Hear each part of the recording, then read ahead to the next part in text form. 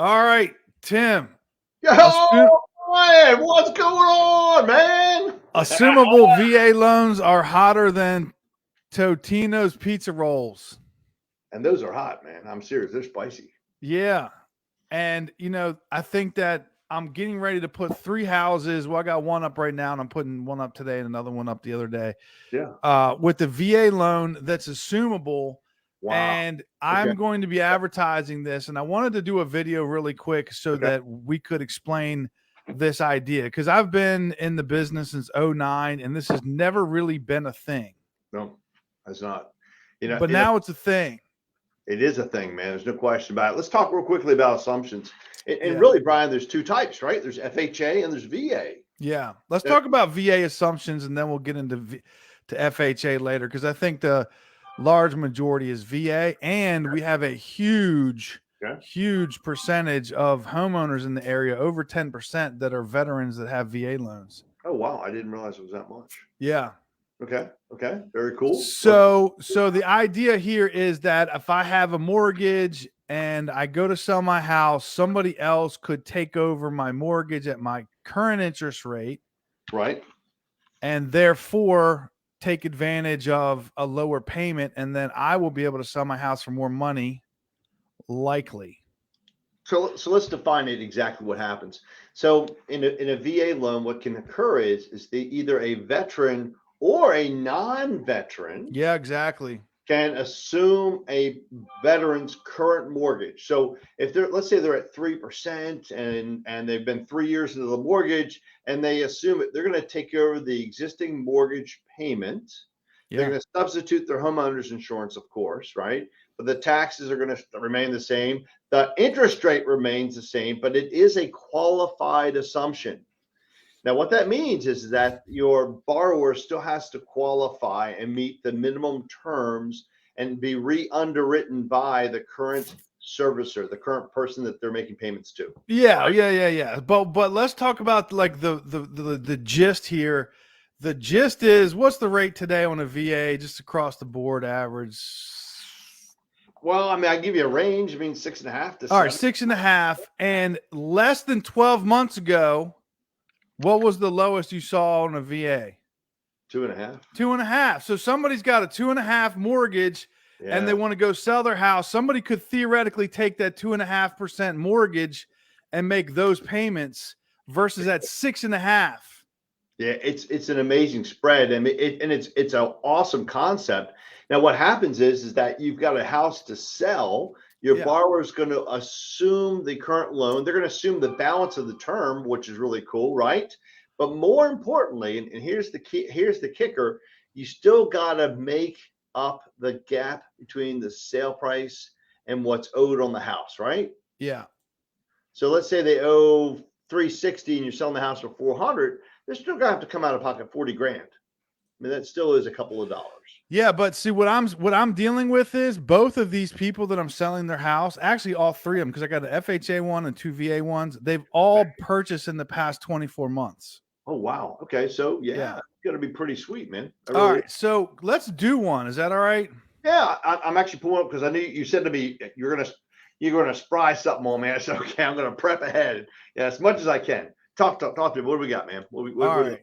Yeah. Boom. Here we go. All right. So I got this one right here. All right. This is a house in California, Maryland. Okay. It's a townhouse. Mm-hmm. And by the way, this is basically the same model that they're selling right now, less than what they're selling it for. You can move in and not only take on this assumable loan, but you can, basically have what is essentially a brand new townhouse at today's interest rates. So anybody looking for a townhouse in Wildwood, this is a pretty hot house. This is kind of cool. So Brian, let's talk about this. So we're going to assume a horrible thing to do, right? That we're just going to base it on the sale price right now to do. Yeah, 3.25 is his current interest rate. Okay. With the VA loan. And I would like to know what the payment would be today versus in we're 3.25. Yeah. Remember, we're gonna actually do when we talk about payment, we're just gonna do the principal and interest. We're not gonna put an APR out because it's kind of hard to do. We just want to see the difference.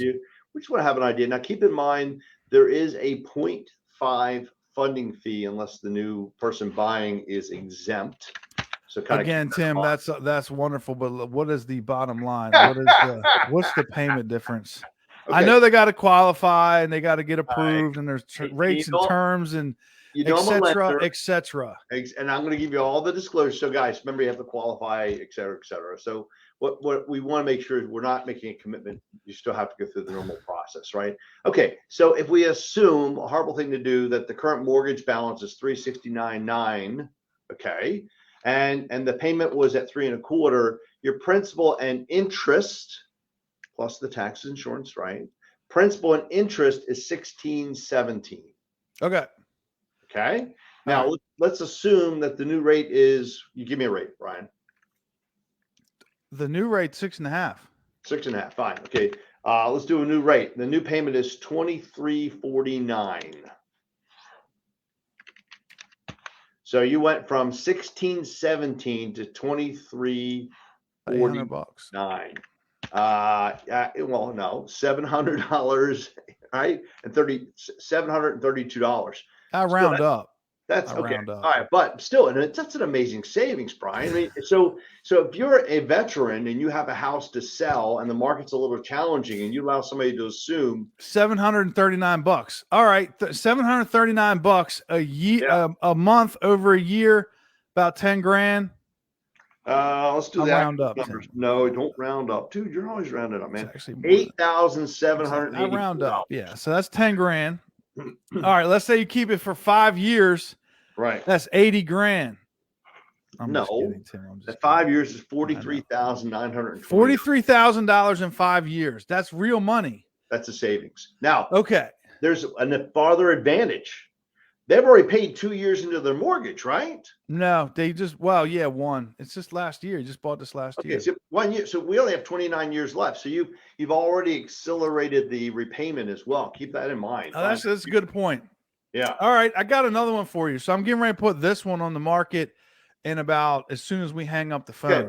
Let's go backwards. The one thing you have to keep in mind, if a veteran sells a house and it's a non-vet, his VA is still tied up. He can be released of the liability. We'll talk about all the negative downside in a minute, Tim. Okay. All right. But I just want to make a point. First of all, $369,000 sales price is about $740 a month, 50 grand-ish over 6 years, something-ish. Okay, 6 years. All right. Yeah, 6 years. See how I did that, Tim? All right. See how you did that. All right. Now this one here is $700,000, and they have a 3% interest rate. They bought this one. Must be in Gaithersburg. Where is this house? It's in Silver Spring. Okay, so Montgomery County. All right. And what was the rate? 3%? 3%. All right. And so that's $29.65. Okay. And then we're doing VA again, Brian? Yeah. Okay. Remember, qualified and had to have FICO scores, all that kind of craziness, right? The new payment, Brian, is $44.46. So, Brian, dude, that's $1,481 a month. $1,481 a month. That's a lot of money. Yeah, and in a year, Brian, that's $17,772. All right, good question. All right, here's my question to you, Tim. Yeah. If you were going to buy this house, how much more would you pay for it? Honestly, I'd pay more because you got a heck of a rate. I mean, think about the savings. It's $17,000 in 30 years. Okay, I mean, how much more would you pay for it though? Tim's like, I would pay cash. You know, Brian, I'm a cheap bastard. You know that. Now, if I'm looking at this house this house has a premium built into it. Honestly, I mean, that's $17,000 a year. I mean, if you're going to live there, how long is the average American? And I know it's going to get longer. And it's currently shorter, but isn't it? You said 7 years, right? Yeah, I think 7 years is reasonable, man. I mean, okay, so over 7 years, what's the get your little doohickey there? $124,404 is my savings. You did that in your head? No, actually, 2 calculators. I can't do that shit that fast. How much? $124,000? So is that? What would you do if you had an extra $124,000? I'd buy a Tesla. You'd buy some of those bonds you were telling me the other day. Yeah, either bonds or silver or gold, probably. What about jet skis? Not so. Come on, Tim. You got $175,000. At what point are you going to 124,000. get jet skis? What did you tell me the other day? You said you can play now and pay later, or pay now and play later, right? Come on, Brian. I don't understand what that has to do with jet skis. Well, it's the winter. I'm not going to use them anyway. All right, let's talk about the downside, or let's talk about the risk. First of all, there's a risk to the seller. What's the risk? That ties up their VA eligibility into the future. So let's talk about that real quickly. So in a VA assumption, if you've got a non-vet, assuming a veteran's, home, what's going to happen in a nutshell is their VA entitlement is going to be tied up, right? Yeah. So I know they also made some changes in some situations. They don't limit the loan amount or some things you can get with the VA, but there is limits for the county where you buy a house. Right. And probably better if you explain it, but let's just say, for instance, these guys here, they got a $700,000. They paid $700 for this, by the way. So let's just say they got a $700,000 VA tied up. Now they let somebody else assume their mortgage, right, and then they roll on. So their ticket is tied up in essence. So let's say they buy in Prince George's County, the county next door, and the maximum loan when you have entitlement tied up would be the county limit, which I think is going to be $1,050,000, something like that, come December. That means they don't have $350,000 in eligibility. Correct. But if you move to North Dakota, you probably don't have jack. Yeah, not so much. Now, not only that. Well, I was gonna say you could buy a house, but you're saying that the limits are smaller and yeah. Well, it's North Dakota too. Now, keep in mind, I want you to point this out. That doesn't mean you can't buy FHA or conventional, right? I mean, you don't have to buy VA. And by the way, you can get released of the mortgage liability when they sell it. No, you can actually get released of the liability up front, but you're still liable for the entitlement portion, because that part will default. If someone defaults, God forbid, right? They default on that bloody thing. What's going to happen in a nutshell? All right, time out. I'm lost here. I was talking about tying up your VA eligibility, and you're saying there's like a liability. Well, yeah. I mean, what's happened is that defaults. They're never going to have their VA. If someone defaults on the loan, they're not going to have their VA restored. Oh, they're not coming after you for the mortgage or penalties or anything like that. But your VA is lost. Okay, so you're saying that you let somebody assume your VA, they let it go to foreclosure, and that will then potentially eliminate that VA forever and ever. Amen. Correct. Now, let's say you let another veteran assume the VA loan, and they swap. That's the word. They swap the entitlement. So new buyer puts his VA, into the old buyer's house. Hey, my VA is freed up. That's a win-win. And in that scenario, you can still assume the VA interest rate? Yeah. So a veteran buys it, there's no tying up the eligibility. If a non-veteran buys it, it ties up the eligibility. If a non-veteran buys it, you don't get your eligibility back until they sell it, and God forbid they get foreclosed on. You could potentially lose a portion of your eligibility forever and ever. Amen. Sell or pay the loan off in full. So in 30 years, they get their entitlement, but it'll most likely be 7 or less. We'd hope. The Washington D.C. area is got, especially when you're buying like a townhouse like this, it doesn't look like that someone's going to live there for 35 years. Obviously they could, but I'm just saying. Yeah. Yep. All right. Well, this makes a lot of sense. There is one other catch. The other catch being, and you mentioned this at the beginning, the idea where somebody's had this mortgage for a couple minutes, like, they're 5 years into this, and now, and maybe like the house price went up too. Okay. Let's say, for instance, they had bought this 5 years ago and they only owe $600,000 on it. What do we do then? You borrow on your TSP, your 401k, you make the cash. Yeah. Is there any mortgage product that covers the gap? No, not the Why? Because there's no product that I'm aware of that will allow you to assume, because VA says that if there's a second mortgage assumed at the time of purchase. And so let's say you're at 3.25. The second mortgage rate, and I'm using this out of my skull from years ago, so keep that in mind, right? Okay. Second mortgage rate and terms have to be the same. Are you going to give me a second mortgage fixed rate at 3.25 for 27 years left over on the term? No, you're probably not going to get that. Okay. No big deal. So you got to come up with the cash. But in this situation, I literally have 3 clients that are less than 24 months in their house.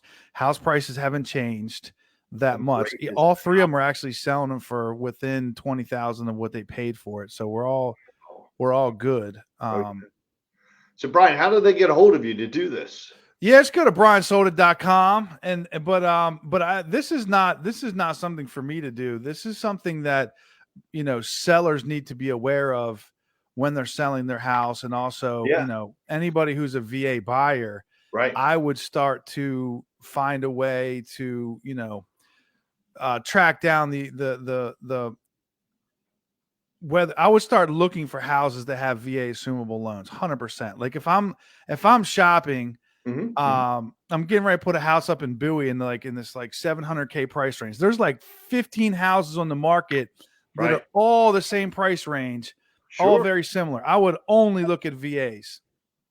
Well, 100%. Or FHA, right? I mean, in essence. All right, let's talk about that really quick. So it's possible with an FHA, but it's a little trickier, right?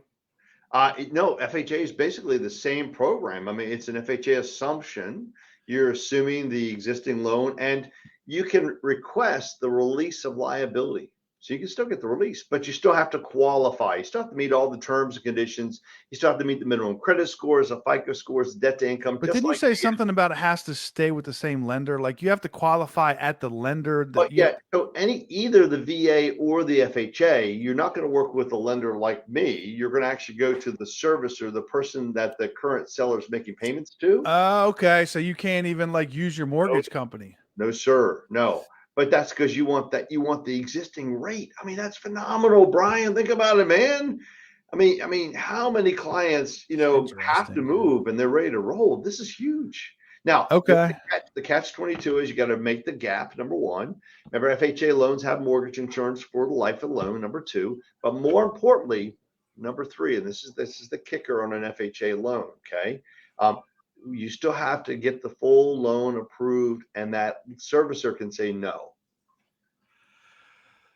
With the FHA, sure. Why? Because what if they don't want to give you that rate or something? I mean, they do the same thing on a VA loan. Well, but they don't feel you qualify, so you can't. This is a loan that you're not going to stretch. Okay, so let's say, for instance, you're qualified at your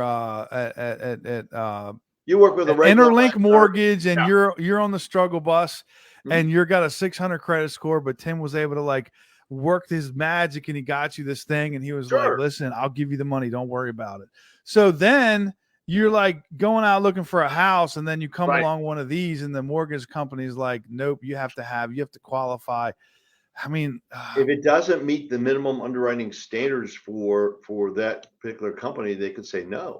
Right? What if the person buying the loan, now we're getting in the weeds, but what if the person buying the loan had an 850 credit and they bought the rate down, and they got this crazy low interest rate because of that? Is any of that going to get passed on to the new guy? When you say bought down, what do you mean? Let's say they pay 2 points to buy the rate down. Well, if they bought it down fixed forever, they just assume the existing term. I know, but I'm just saying none of that extra qualifying is going to get passed on. You just have to meet the minimum. They have to qualify at the rate of the loan at the time that the acquisition is being made. That's all. Yeah. Wow. All right. What about this idea that I'm a non-VA buyer, and let's say, for instance, I'm obtaining a VA loan at the. Let's say, for instance, he paid more for it and he's selling it for less, but I'm gonna assume it, and my mortgage is going to be the exact amount they owe. Let's say it's $700,000. They owe $7,000, and I want to buy it at $7,000. Can I really buy with no money down as a non-veteran? You can. That's crazy. Yeah, but you still got to make up. You still got to pay. Listen, how many people are calling you about this, Tim? This is just glad. They're like, Tim, I want one of these. They're like, what the heck, Murph? Oh. Yeah. Yeah, no, it's kind of wild, isn't it? It is kind of All cool. right. Is there any other catches? I mean, this sounds like it is not as easy as it sounds. I won't lie to you, but the process, by the way, it's not 30 days. It's could be 5 to 8 weeks. It could take some time to process through. But Brian, it's a home run. If a seller has a house to sell, this could be the way to make it work. Just got to be able to bridge the gap between the sale price and what's owed, right? $1,400 a month on this house I'm getting ready to sell, Tim. Like you got to make that. You got to figure it out. That's crazy. That's a premium, brother. It's $124,000 saved. That's a lot of money. It is. Really we can get some jet skis or buy some silver. Just saying. All right, Tim. Thank you for all your help today. I'm gonna chop this up and send it to all my clients because I feel like that, we talk about a lot of loan stuff on here that ends up not really working out. Like it's like the one where you have to be a college graduate and you have to also be a veteran and you also have to work in the food industry and you also have to be buying a house in this one neighborhood. And then you also have to make less than $50,000. And it's like, okay, all right. We should stop talking about this. But this one, this is cool. This actually sounds like this has got a high likelihood of being something that will actually take place. I think it's an option that people need to consider. Well, think about this house in Wildwood. I mean, it's literally right next to the base. The guy bought it as a veteran, and I know the next door neighbor's a veteran. Yeah. Half the people in that neighborhood are probably VA eligible. It seems like a no-brainer to me. I would be advertising with Pax River all day long. Yeah. I'm jumping on it. All right. Thank you, Tim. I appreciate it, sir. Okay. Talk to you.